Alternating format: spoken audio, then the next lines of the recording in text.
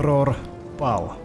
Азог, лишивший жизни гномьего короля, сплотил гномов в Средиземье, и рать несметная пронеслась от Гундабада аж до самой Мории, утопив тем самым север Средиземья в крови орков и гоблинов. Истребительный поход гномов вырезал сотни тысяч уроков и гоблинов в холмистых горах, опустошая одну крепость за другой. Уроки и гоблины со всех мглистых гор бегут к Мории, где тех формирует в армию сам Азог. Яростью и желанием мести веяло в рядах гномьей армии. На кону итог Марийской войны между орками и гномами Закхаза-Дум. Азог готовился дать бой гномам во мраке долины Азанул-Бизара, собрав под своим знаменем многотысячную Марийскую орду.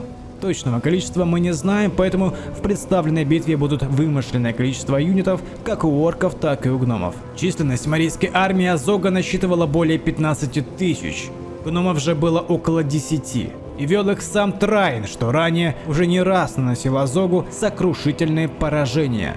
Трайн выстроил армию в единую линию, не оставляя при этом никаких резервов. Лидер гномов был уверен в своей победе. Еще ни разу не удавалось оркам отбросить гномов в битве. Трайн призвал за собой гномов и бросился навстречу уже стремящимся оркам Азога. Две армии устремились друг к другу.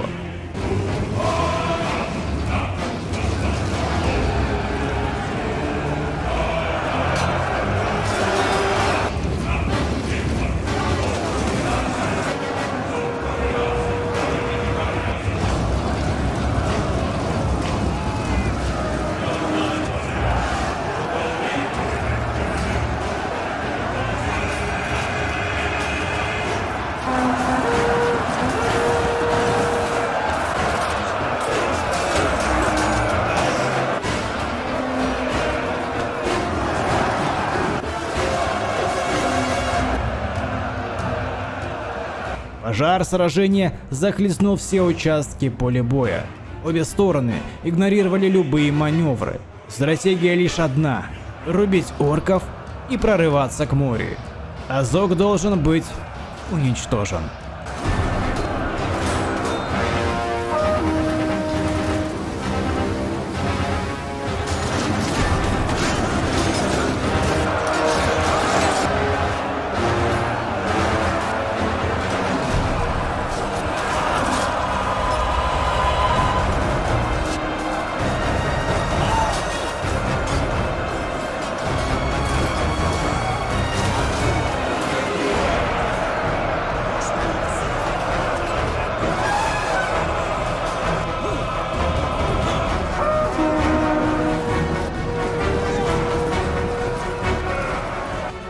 Натиск гномьей армии был остановлен.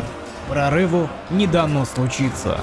Гоблины захлестывали позиции гномов, и в один момент неприятель со склона долины начал теснить построение гномов. Трайн отводит свою армию перегруппироваться в ближайшем лесу за Келет-Зарам для последующего контрудара. Однако лес ничуть не остановил преследование орков Азога, а наоборот, подхлестнул тех с еще большей яростью бросаться на щиты гномов. Уже несколько часов орки и гномы рубят друг друга, не жалея себя. Тысяча за тысячей, потери колоссальные у обеих сторон. Азог и Трайн не ослабляют натиск их подразделений.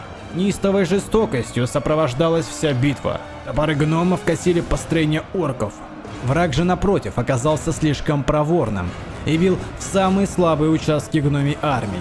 За все время боя гномы утратили выдающихся воинов и лидеров, однако продолжали рвать орков на части. Несмотря на потери, среди которых также погиб сын Трайна, Фрейрин, и Фундин, отец Балина.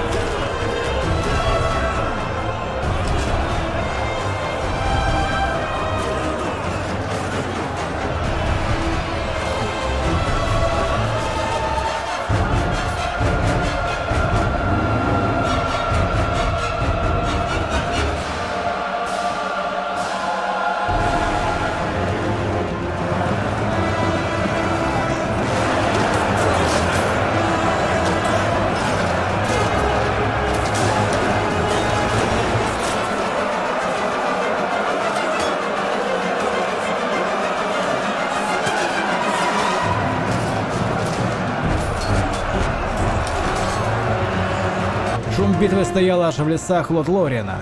Грохот ударов о щиты, визги орков и гоблинов, а также звуки гномьих горнов. И нескончаемая мясорубка. И как-то иначе эту бойню не назовешь.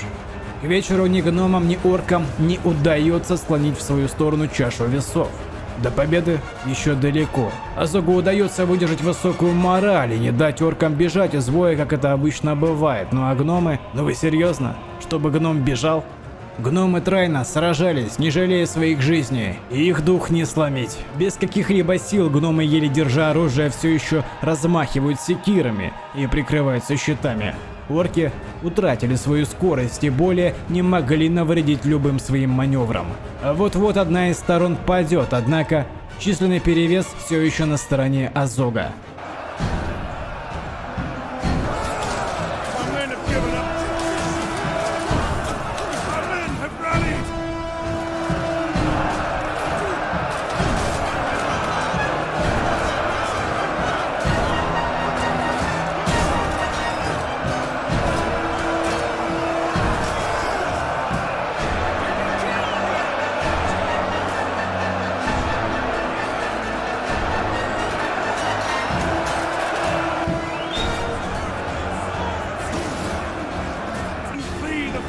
Наконец, в самый критический момент, когда весь центр гномьей армии был прорван, и враг уже заполнял тылы, явился Найн со своей железной гвардией гномами Железных холмов, численностью около 5000.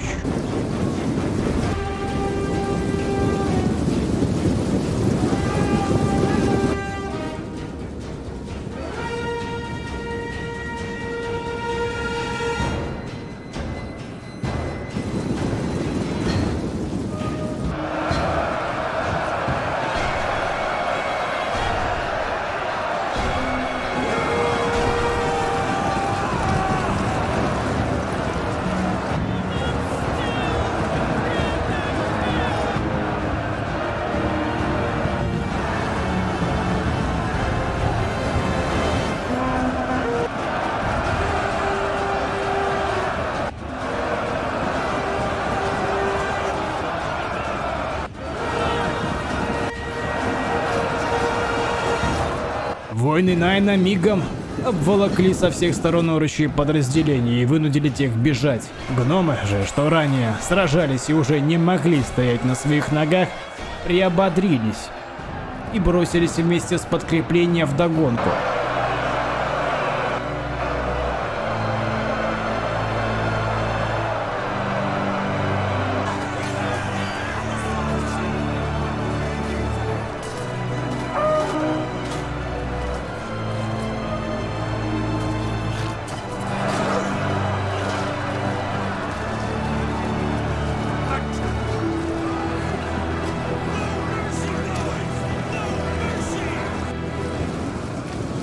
Истощенный ранее боем, Найн, лидер Железной гвардии, добравшись до Мории, вызывает Азога на поединок, однако лидер марийцев, что ранее в битве самолично не участвовал, полный сил вступает в дуэль. Подобрав удачный момент, Азог ломает ударом о шею гномий хребет Найна, и лидер Железной гвардии пал. Тем временем гномы перерезали почти всех марийцев. Азог, наблюдая за поражением, бежит, но его настигает сын Найна, Дайн, вследствие чего гном неистово сносит голову Азога. Орки разбиты. Казадум захвачен. Великая победа гномов Средиземья, однако многие среди выживших гномов не рискнули поселяться в море, ибо знали о Балроге, что пробудился. Остальные же решили остаться. Не забудь поставить лайк и написать комментарий. 1000 лайков, и я выпускаю новый синематик по Средиземью. Ну а если будет 2000 лайков, то я выпущу самый большой синематик по Rise of Mordor. Также вы заметили, что стримов сейчас нет и канал материально не поддерживается. И если есть возможность, то ссылочки в описании, буду рад каждому. И каждый, кто поддержит, будет опубликован в посте ВКонтакте, а также в сообществе YouTube. Спасибо, вы лучшие.